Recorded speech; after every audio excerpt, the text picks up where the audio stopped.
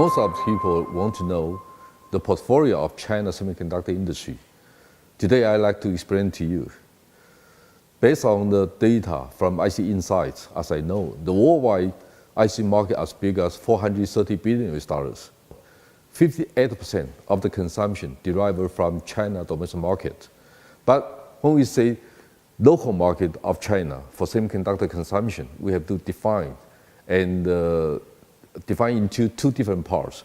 One is local consumption. One is multinational companies that do manufacturing, they do mass production in China. So the companies like Lenovo, like Huawei, like Xiaomi, they need to assemble their mobile phone. They need to assemble their PCs, then they need semiconductor. This number contributes about 36% of the worldwide market. And companies like Sony, LG, Samsung, Foxconn, Beckatron, Wistron, and some other Taiwanese companies, they do mass production in China. They may produce iPhone for Apple, they may produce PC for HP Dell. They also need a huge amount of semiconductor. They kind of portions contribute about 22%. So if we combine together, China market, they consumed about 58% of the world market. Absolutely, they create a deficit between semiconductor industry. So the deficit last year as bigger than $200 billion, even bigger than the import of oil.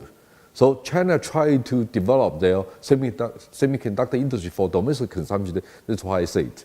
But it's very difficult to fulfill their goal in the short term. Just example, today we're watching semiconductor industry not only for manufacturing. We have to think about the EDA tool design, IC industry, packaging, testing, even distribution. So we have to think about the whole picture about the semiconductor. So today, most of the equipment materials still derived from America.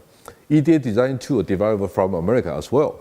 So today, people didn't know most of the manufacturing jobs now created by Japan, Korea, and Taiwan, especially Korea and Taiwan.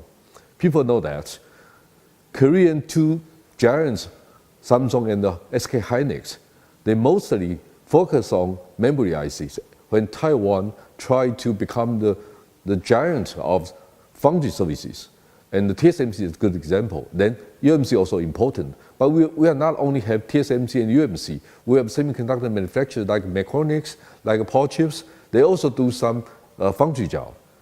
If we create that kind of things, Taiwan contributes about two-thirds of the worldwide foundry services market. So Taiwan is a key player for mass production.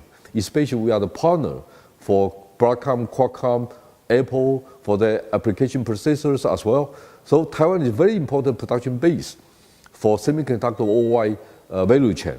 So when today we discuss about the trade war between between China and America, looks like we have to watching the deficit between the trading relationship between two countries.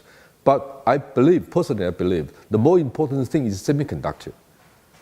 And we are in the Pacific Rim. That's why I say we are the Asian age.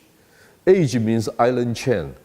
Age also means geopolitical age and the cutting edge technology as well. So today we have to explain how important of Taiwan, Korea, and Japan in this kind of new status. That's why I try to share with you.